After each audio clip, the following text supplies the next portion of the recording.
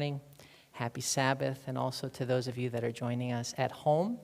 I wanted to share something with you. I have officially applied for my U.S. citizenship.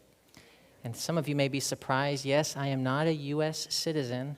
I've had my green card since I was 15 years of age. Melissa will qualify for U.S. citizenship, and she'll be able to apply early next year. But we're excited about that.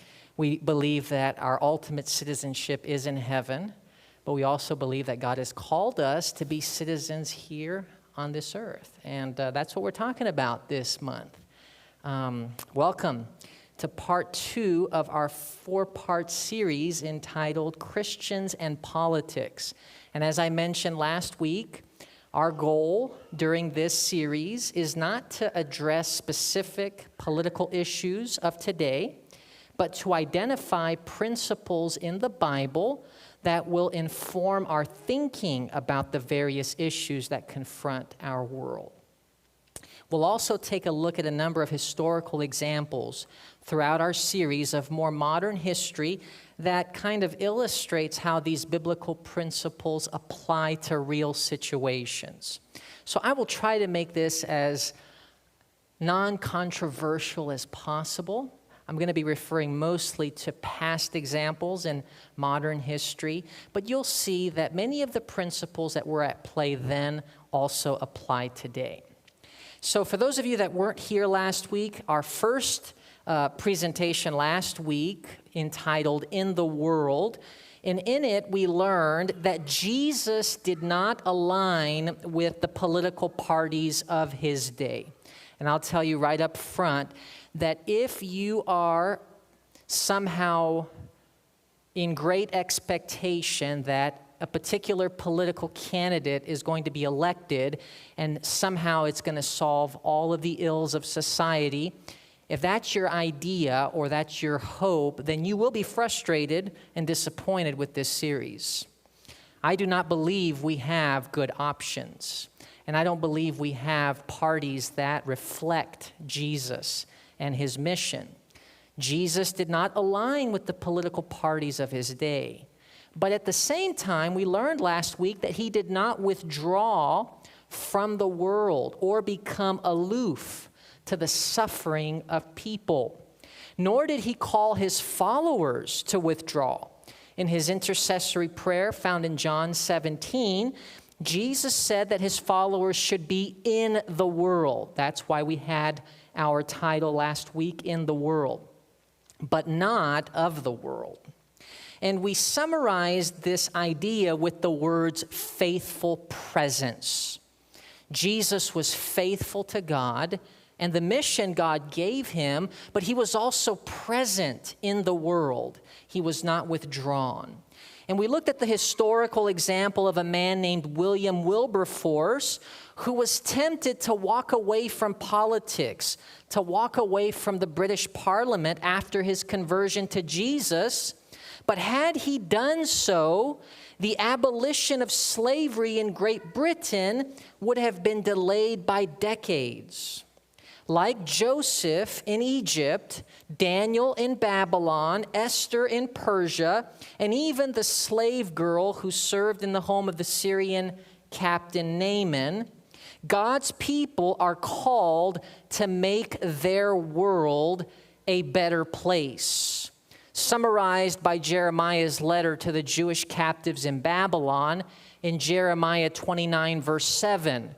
But seek the welfare of the city where I have sent you into exile, and pray to the Lord on its behalf, for in its welfare you will find your welfare. And today we're going to learn that seeking the welfare of the place where we have been called is not limited only to prayer and patiently waiting on God.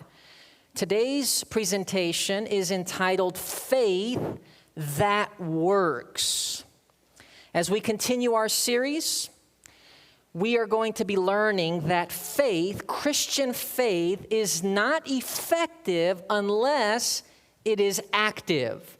Like William Wilberforce, he chose to stay in Parliament and put his faith in action by using the resources and influence God had given him to make his world a better place. And consequently, slavery was abolished in the British Empire. So I would like to tell you a story of a young German pastor whose active faith has inspired me, and I believe is one of the greatest models in modern time of political Christian theology in action, biblical political theology. So we go back to Germany in the early 1930s. Adolf Hitler was elected Chancellor of Germany on January 30, 1933. And during his first 6 years as Germany's leader, hundreds of laws and regulations were adopted at national, state, and city levels that increasingly restricted the civil and human rights of Jews. The first major law to curtail rights of Jewish citizens of Germany was the Law for the Restoration of the Professional Civil Service, which was enacted in April 1933. It excluded Jews from government service. This was the first formulation of the so-called Aryan paragraph. As of April 1933, German law restricted the number of Jewish students at German schools and universities. In the same month, further legislation sharply curtailed Jewish activity in the medical and legal professions. The city of Berlin forbade Jewish lawyers and notaries to work on legal matters. The mayor of Munich forbade Jewish doctors from treating non-Jewish patients. And the Bavarian Interior Ministry denied admission of Jewish students to medical school. These are a few of many laws that restricted Jewish civil rights in Germany. In September 1935, the Nuremberg laws were passed, canceling citizenship for German Jews. If that was not sad enough, the real sad part of this whole story, at least from a Christian perspective, is that Nazi Party pressure led many organizations outside of government to adopt the Aryan paragraph, which initially was limited to Jewish rights in the public sphere. But eventually, the German evangelical church, the main Protestant church in Germany, caved to Nazi pressure. They came in line with the National Socialist wave, and because Christianity in Germany had been shaped by nationalism and obedience to state authority, going all the way back to Martin Luther, the Aryan paragraph, sadly, was accepted without protest, leading to the exclusion of pastors with Jewish blood from the ministry. Eventually, Jewish Christians were excluded from churches, and it just gets worse and worse. This provoked the splitting of the confessing church from the evangelical church.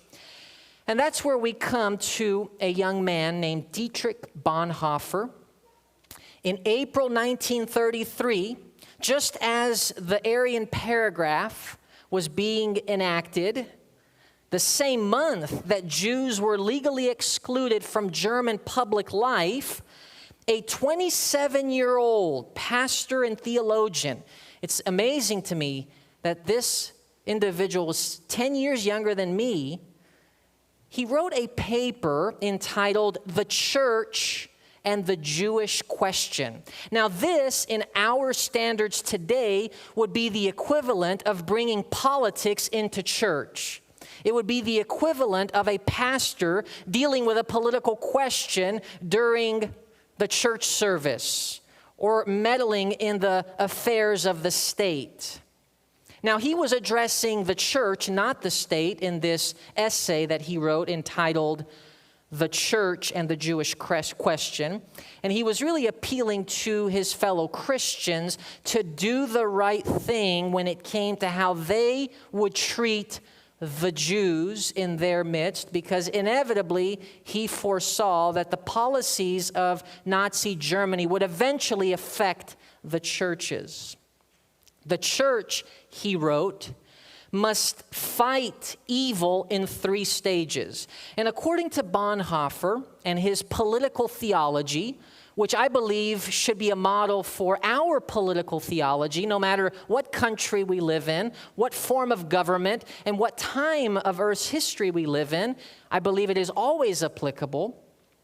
The church has a moral obligation to, number 1, question state injustice and call the state to responsibility. Now, under a dictatorship, when you're not living in a democracy, this can look very differently, but we have even the biblical example of John the Baptist, who questioned Herod's right to take his brother's wife. Now, John the Baptist was not in a position to elect and vote and shape public policy in the political sphere because he wasn't living in a democracy, but he did see that he had a responsibility because of the influence he had with Herod to question Herod's moral choices. So number 1, Bonhoeffer believed that the church has a responsibility, especially in Germany in the 1930s, as Hitler was rising to power, to question injustice and call the state to responsibility. And of course, he is operating here under the assumption that Christians have a vote in a democracy, because Germany in the early 1930s, yes, it still was a democracy, an experiment that had actually begun in Germany recently, right after World War I. And number 2, Bonhoeffer said, as a church, we have the moral obligation to help the victims of injustice, whether they were church members or not. And number 3, and this is where it gets really controversial and would eventually lead to Bonhoeffer losing his life during World War II, Bonhoeffer believed that the church might find itself called not only to help the victims who have fallen under the wheel, but to fall into the spokes of the wheel itself in order to halt the machinery of injustice. This is where the church in the 20th century, in many countries, from South Africa with apartheid to racial segregation in the United States South to Nazi Germany in the 1930s, the church failed to see that it had a role to play in slowing down the machinery of injustice. Bonhoeffer believed that Christians should yield their unconditional allegiance to God alone. He preached a sermon about this immediately after Hitler was elected chancellor. Again, this would qualify in today's standard as a political sermon, because Hitler believed that primary allegiance, unquestioned loyalty should be given to the state, not to God. Though initially, of course, he was very supportive of the Christian church. Number 2, Bonhoeffer believed that to serve and protect the victims of persecution, even if they didn't belong to the Christian community, was necessary. Now, Bonhoeffer was radical, even more so than other Christians who opposed Hitler, because Bonhoeffer believed that Christians in Germany should help protect even Jews that were not Christians. There were plenty of Christians who understood that it was important to protect those Jews who were a part of our community of faith. But Bonhoeffer said, forget all of that. We are responsible to help all Jews, whether they are believers in Jesus or not. This set him apart. In 1938, Bonhoeffer helped his twin sister Sabine, her Jewish husband Gerhard Leiboltz, and 2 daughters escape to England by way of Switzerland. As things got worse in Germany, he became more proactive in his opposition to the Nazification of the Lutheran Church. From 1935 to 1939, he legally trained seminarians for ministry in the confessing church. Now, in September of 1937, the seminary at Finkenwald was closed by the Gestapo. Apparently, Bonhoeffer's work in Germany was now terminated. By November 27, pastors and former Finkenwald students were arrested.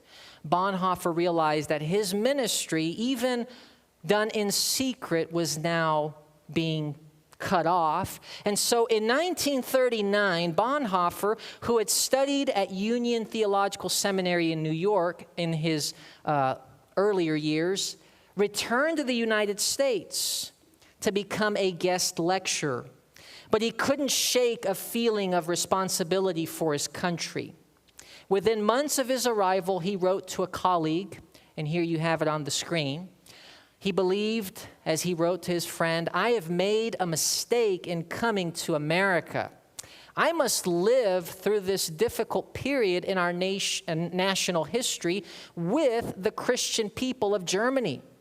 I will have no right to participate in the reconstruction of Christian life in Germany after the war if I do not share the trials of this time with my people." And remarkably, Bonhoeffer decided to return to Germany even after the war had broken out, before the United States, of course, had joined the war. That was 2 years later.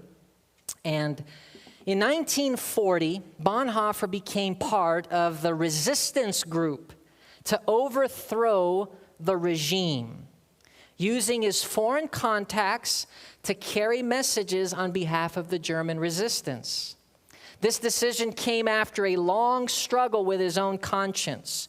For years, he had lent emotional and moral support to people like his brother Klaus and brother-in-law Dahani, who were directly involved in the German resistance, the plot to assassinate Hitler. But because Bonhoeffer was a pacifist, he never got directly involved until 1940. He felt uncomfortable being directly involved, but eventually he felt like he had to do everything he could to take out Hitler, who was doing so much harm to so many people. In 1944, Bonhoeffer's resistance efforts and his role in helping Jews were discovered. He was arrested and executed on April 9, 1945, at the Flossenburg concentration camp, just 21 days before Hitler committed suicide. Well, one thing we can all agree on, Dietrich Bonhoeffer was not politically neutral. His courageous preaching and political activity are powerful examples of faith in action, of faith that is not merely a passive theory, but a faith that works. And according to the New Testament, I'd like to propose to you today, Jesus' followers are called to live out their faith by using resources, legitimate resources, that are available to them to serve the felt needs of others. We read in James chapter 2, verses 14 to 18, "If a brother or sister is naked and destitute of daily food, but you do not give them the things which are needed for the body, what does it profit?" Now, the context of this passage is showing partiality towards those who are less fortunate. And James is basically saying that how we treat other people matters. It's not enough to have a theoretical, abstract faith. It somehow has to translate into real life in how we treat other people. Now, of course, Christians living in the first century did not live in a democracy where their vote somehow could impact one way or another the lives of others. But it's different in the United States of America, and I'd like to take you back to early Adventist history for just a moment. and this is true in many denominations, but Ellen White, her political philosophy comes out really clearly, one of the founders of our denomination, in this statement written in 1891 in the Advent Review and Herald. Were we living under an absolute monarchy, like the early Christians, all we could do would be to pray. It's true. I mean, you think about when Peter was arrested, you read about it in Acts chapter 12. The early Christians, they were praying. That's all they could do. That was the only resource that was at their disposal when Peter had been falsely accused and unjustly arrested by Herod. But Ellen White points out that those who are not living under an absolute monarchy have more than just prayer. She says, in this republic, we have an instrument given with which we can second our prayers, and that is our ballot. Now, let's be honest. Christians don't always have good options when it comes to voting. So we're not saying that in every election or in every political situation, voting is going to be determining the fate of millions of people, like in the case of 1933 Germany, when the election of Adolf Hitler. But the principle here is that Christians living in a democracy cannot disengage from the process and simply say, all we can do is pray, God is in control, Jesus is coming soon, this world has gone to pieces.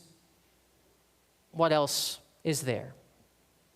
Even the denomination in 1865 at a general conference session resolved that in our judgment, this is the newly organized General Conference of Seventh-day Adventists, voted in 1865, a statement that expresses well a biblical political philosophy.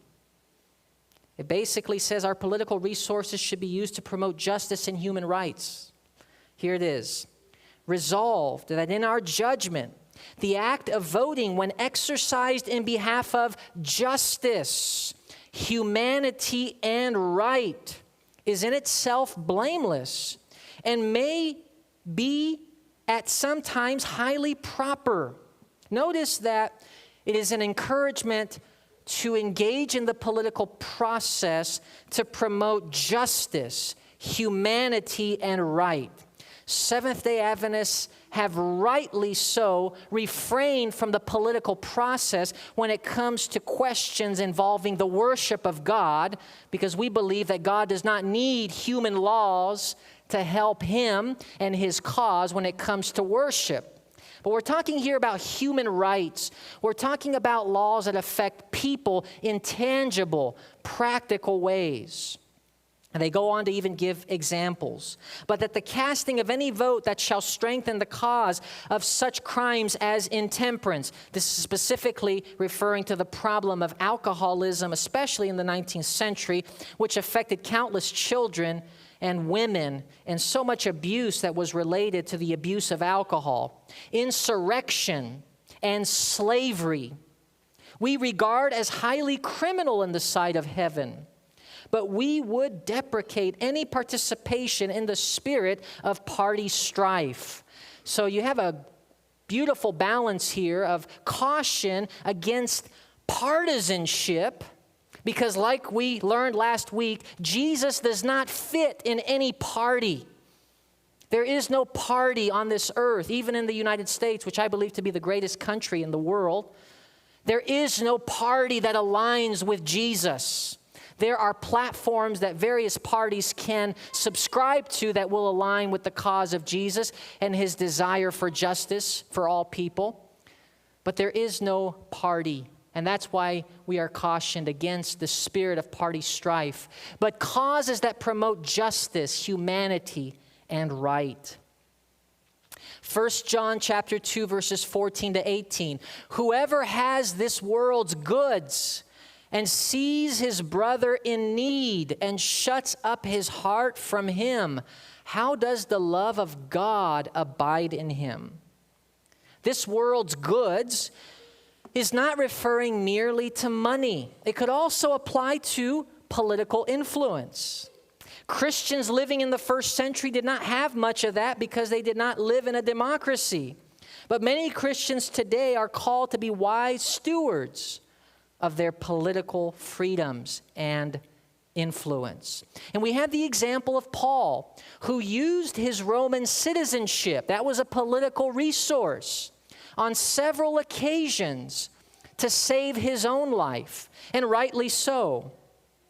We have the example of Paul in Philippi. In order to ensure that he and Silas be given a more respectful and fair treatment, he informed the officers that he is a Roman citizen. That's Acts 16:35 to 38. After being falsely accused without evidence and whipped in order to force a confession, Paul turns to a Roman soldier and asked, "Is it lawful for you to scourge a man who is a Roman and uncondemned?" Thank you, Paul, for using the resources that were available to you. After being falsely accused by the Jews before Festus, Paul declared, "If there is nothing in these things of which these men accuse me, no one can deliver me to them. I appeal to Caesar." That is, using political tools that were available to him to save his own life. If he can do that to save his own life, how much more Jesus followers today and in the past should use those tools to save the lives of others. And we have one such example, again going back to World War II, in the Netherlands this time. Corrie ten Boom and her family risked their lives to help many Jews escape the Nazis from the Holocaust. They didn't have political influence, and they were under the Nazi occupation of their country, because in May of 1940, the German army invaded the Netherlands. So without any hope of changing the political circumstance in their country, yet feeling compelled to do all they could and use every resource available to them to help the voiceless and defenseless, Corrie and her sister Betsy and their father opened their home to Jewish refugees. Countless Jewish lives were saved because of their courage and generosity. As a result, they were arrested by the Gestapo and were eventually sent to a political concentration camp and finally to a women's labor camp in Germany. Betsy died. Corrie survived to tell the story. Another great example, and we won't get into too many details, but Sojourner Truth, a Seventh-day Adventist who had escaped slavery and was very engaged in the political issues of her day, both for women's rights and for the rights of African Americans. She not only escaped slavery, but helped blacks escape to freedom on the Underground Railroad after moving to Battle Creek in 1857. Now, there were few denominations at that time that Sojourner Truth could participate in and still be actively involved in politics. Seventh-day Adventism was one of them, because as Seventh-day Adventists, we understood that it was okay to be outside the mainstream. It is okay to use our influence, our vote, and our voice on behalf of the defenseless. And it is okay to even oppose government and government laws, because they understood, according to their interpretation of Revelation 13, that even the greatest country in the world, the American nation, would one day use its powers to oppress. And so Seventh-day Adventists were a people that could welcome someone like Sojourner Truth into their midst. Going back to the 19th century, even further, in the early 1800s, the United States government began a systematic effort to remove American Indian tribes from the Southeast. Signed into law by Andrew Jackson, the Indian Removal Act gave white settlers access to lands that were previously occupied by Native American tribes. Almost 50,000 indigenous people were removed from the southeastern United States and relocated west of the Mississippi River. During the journey, known as the Trail of Tears, more than 4,000 Native Americans died from disease, hunger, and cold. The Indian Removal Act could have been prevented if enough Christians had opposed this policy. Now we move to the 20th century. In 1990, President Bush signed the Americans with Disabilities Act in 1990. It was signed into law on July 26. This civil rights law prohibits discrimination against Americans with disabilities. Prior to the passing of this law, children with disabilities were systematically excluded from public schools. Public transportation was almost totally inaccessible to those with mobility and visual impairments. Many people with disabilities were institutionalized in remote, unsanitary, and dangerously overcrowded facilities. Others faced involuntary sterilization and were denied life-saving medication and medical treatment. Great law. We're thankful for it today. My mother-in-law was diagnosed with Lou Gehrig's disease, and Melissa and I didn't come to appreciate laws such as the Americans with Disability Act until a loved one was in the situation where they couldn't access restrooms or certain places with wheelchairs. And that's just the way we as humans are. It only really matters to us once it hits home. Isn't that right? And again, Christians living in a country like the United States will impact, for good or for worse, for better or for worse, laws, and that will impact people. So that is why we are reminded of Jeremiah 29, verse 7. But seek the welfare of the city where I have sent you into exile. And in many ways, as Peter writes to the Christians in the first century, the followers of Jesus are exiles, aren't they? We are sojourners. This is not our home. Our citizenship is in heaven, but God has called us as exiles to make a difference in the world where He has placed us. Pray for its welfare.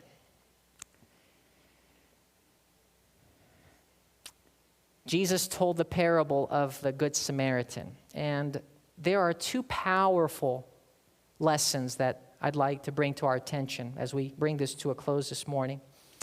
Two lessons from Jesus' Good Samaritan parable. We all know the story. Jesus was asked by a lawyer, what is it that we have to do to inherit eternal life? Jesus says, you answer it. Love your neighbor as yourself. Jesus says, great answer. He says, well, who is my neighbor? Jesus tells this beautiful, sad story of a man who was taken among thieves, left to die.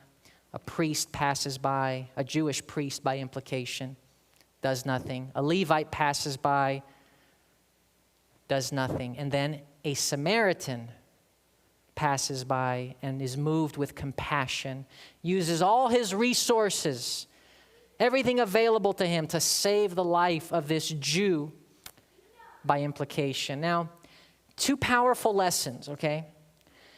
To say Jesus was apolitical, meaning he was neutral when it came to political issues, would be a misstatement. If Jesus was apolitical, if Jesus was really trying to avoid politics, when speaking about the one who had compassion, Jesus would have never referred to him as a Samaritan. Jesus never mentioned what the man who fell among thieves was, but we know he was a Jew because of where he was going. And of course, Jesus mentions the priest and he mentions the Levite. For Jesus to point out that the one who had compassion was a Samaritan was a political statement, and it was a very controversial political statement. If he wanted to avoid all controversy, he would have just simply said, and a certain man came and moved with compassion, helped the one who had been left to die on the road. But Jesus says, a Samaritan. Number two, Jesus answers to the question about what it means to love our neighbor indicates that to truly love our neighbor as ourselves, and this is something that only comes through the power of Jesus. It's a miracle of God. It is the Holy Spirit that can do this, not ourselves. To truly love your neighbor means that you use every available resource, even if it means sacrificing yourself, to uplift others and relieve suffering. Use every resource God has given you to make your world a better place. Now, what would we not do for those we love? What resource would we not put on the table if it was my child who was sick, or if it was my child who was being falsely accused? What kind of jury would I want on the panel if it was my child who was being falsely accused? You see, like my mother-in-law, who was fine until she had Lou Gehrig's, and now she's on a wheelchair, and now all of a sudden we begin to appreciate the Americans with Disability Act. We have to ask ourselves, if it was me, or if it was my child or my spouse, what resource would I leave out of question in order to address the situation? In a country like the United States, Christians have the power to significantly affect the well-being of the voiceless and defenseless. Now, in many cases, God is calling us to have an impact that is deep, not wide.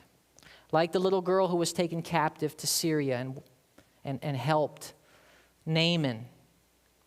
Her impact was deep. It wasn't political. It was helping one family. And in many cases, our situation will be very much like Corrie ten Boom. Who can we help practically, tangibly?